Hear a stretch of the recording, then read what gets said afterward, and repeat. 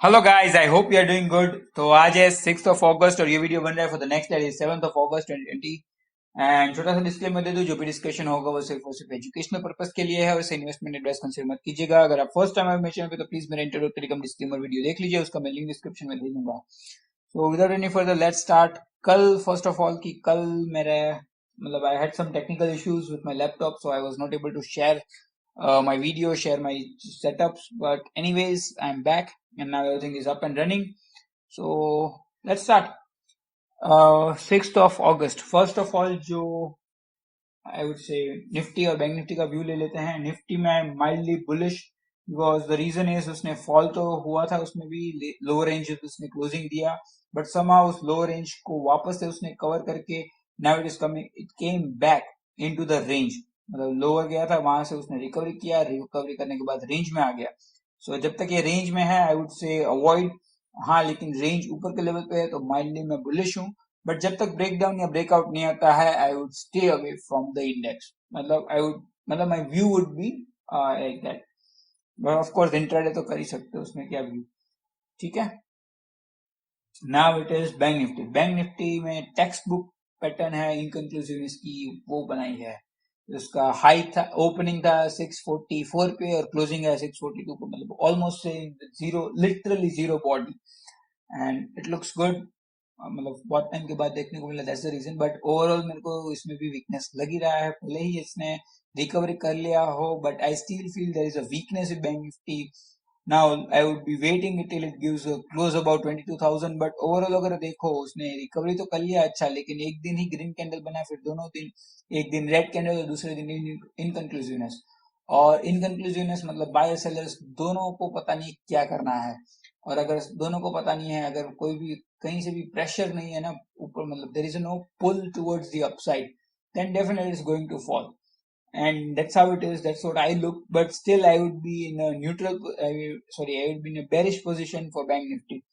I want some good, I would say, you know, good buying or good buying strength, buying power, something like that, till I be, very bullish about it. So currently I'm in a bearish mood for nifty, bank nifty sorry. Now coming to stock specific discussion. आज जो stock discuss करने वाले हैं वो है Auro pharma, Balkrishna industry, Divi's lab, Infosys, NIT tech, Tata consumer, Tata steel and Torrent pharma. और without any further let me share one more thing that मैंने आज एक पोजीशन है अपनी एग्जिट कर लिया है because I it took my stop loss, मतलब स्टॉप लॉस हिट हो चुका है and I had to exit it. I would cover that details at the end of the video. So let's start. First of all, Oro Pharma. Oro Pharma ने range में था stock, if you can see ऊपर नीचे करके range को जो है वो अपसाइड रेंज वहीं पे चलता रहता है। रेंज में नीचे जाता है लेकिन समाउ रिकवरी आ जाती है और ऊपर के लेवल पे चला जाता है वापस से। मतलब ट्रेंड था ऊपर नीचे कर करके ऊपर जा रहा था, बट समाउ लास्ट टाइम उसने जो लो था, lower end of the range, उसको तोड़ दिया and it fail like anything. And I was at that moment time, I was bearish in that. But समा उसने रिकवरी कर लिया है और वापस से रेंज में आ चुका है। And I already discuss this previously कि जब तक ये रेंज में है one could look for good position. And अगर ये 915 के ऊपर क्लोजिंग देता है for tomorrow, then I would be looking for some long opportunities. And if it doesn't give a close above 115, then I will be looking for some opportunities when it comes downside. मतलब downside आती है थोड़ी और नीचे आता है जब lower end of the range में जब आएगा, then I will be looking for some long opportunities. But till that time, I have to wait and watch. Next is Balkrishna Industry. Balkrishna industry अच्छा लग रहा है मेरे को। उसने वापस से एक नया हाई बनाया है, भले ही उसने एक बार जो उसने ये था 1321 उसके ऊपर क्लोजिंग दे दिया, मतलब ऑलमोस्ट उस लेवल पे आया। दूसरे दिन सेलिंग आई थी तो आई was not that much interested in it, but next day उसने वहीं पे वापस से क्लोजिंग दिया है, मतलब on the same level, that is 1320 के आसपास, मतलब 1324 पे एग्जैक्टली। फिर नेक्स्ट डे उसने क्लोजिंग दिया हाई लेवल पे, सो बट विक बना था ऊपर के लेवल पे तो it was not that much interesting. But आज उसने ऊपर के लेवल पे ही क्लोजिंग दे दिया, so it looks the strength is back and I think this stock should be looked for some long opportunities. Next is Divi's Lab. Divi's Lab ने अपनी range तोड़ी थी and it went like anything every day, day by day. But इसने जब third day पे जो high बनाया था दैट वाज 2731, उसको जब तक क्लोजिंग उसके ऊपर नहीं थी I was not interested in it, so मैंने कवर भी नहीं किया था। बट आज उसने 2731 के ऊपर क्लोजिंग दे दिया है, that is 2738, so it looks good. Now if it gives a closing about, if tomorrow it's a green candle, then I would be looking for some long opportunities with a stop loss of somewhere around 2600 to 2630, उसके बीच में कहीं पे stop loss रखेंगे। But anyways let's see how things work out, but I am right now bullish in Divis laboratory. Next is Infosys. Infosys एक range में फंसा हुआ stock था, 900 से लेके 950 की उसकी रेंज थी।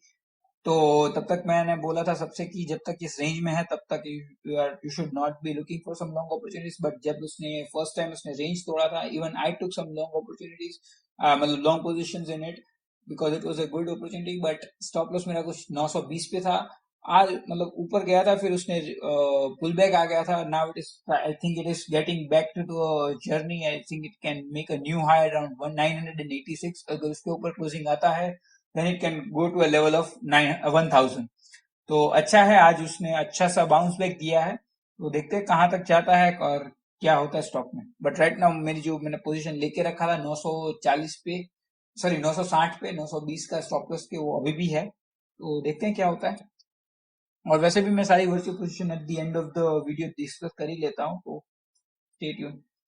फिर एनआईटी टेक। एनआईटी टेक ने जो ब्रेकआउट दिया, ब्रेकआउट के बाद थोड़ा टाइम के लिए कंसोलिडेशन में हो गया। फिर कंसोलिडेशन को जैसे ही ब्रेक किया, इट लुक रियली अमेजिंग और it went like anything. But अपन ने ऑलरेडी, मैंने डिस्कस किया था कि मेरे को 2000 के ऊपर का क्लोजिंग चाहिए था, क्योंकि वो था स्विंग हाई, जो लास्ट हाई था उसका 2000 ही था। तो 2000 के ऊपर आज उसने क्लोजिंग दे दिया, तो वो मेरे को बहुत अच्छा, आई रियली लाइक इट। अगर कल इसने वापस से हायर लेवल पे रहा और 2000 के ऊपर उसने क्लोजिंग मेंटेन करके रखी, then I would be looking for some long opportunities with stop loss of 1950 से लेके 1930 के बीच में कहीं पे रखेंगे, ठीक है। 1950 के नीचे कहीं पे 20-30 पॉइंट लगा देंगे, देखते हैं। फिर 1900 भी रख सकता हूँ, बट लेट्स सी कल क्या होता है। कल का move is what is going to decide my stop loss at this my position. तो I need a closing about today's high, वो तो बहुत अच्छा होगा। बट 2000 के ऊपर रहता है तब तक भी अच्छा ही है, कोई दिक्कत नहीं लग रही मेरे को for NIT tech. Now Tata consumers. Tata consumer open ने ऑलरेडी डिस्कस किया था, राउंडिंग बॉटम था। राउंडिंग बॉटम के बाद अपने बोला था कि 420 के ऊपर जब क्लोजिंग आता है तब देखेंगे। दूसरे दिन ही 420 के साथ ठीक ओपनिंग हुआ था, and at that moment of time I think I took a position at around 448 levels के कुछ आसपास हुआ था। नेक्स्ट डे भले ही रेड कैंडल था, बट टुडे उसने बहुत अच्छा पोजीशन लिया। Right now I am moving my stop loss to the almost at the cost level. तो देखते हैं, आप ट्रेल करते रहेंगे, टारगेट तो कुछ है नहीं, बट अच्छा मूव दे दिया है for Tata Consumer. Next is Tata Steel.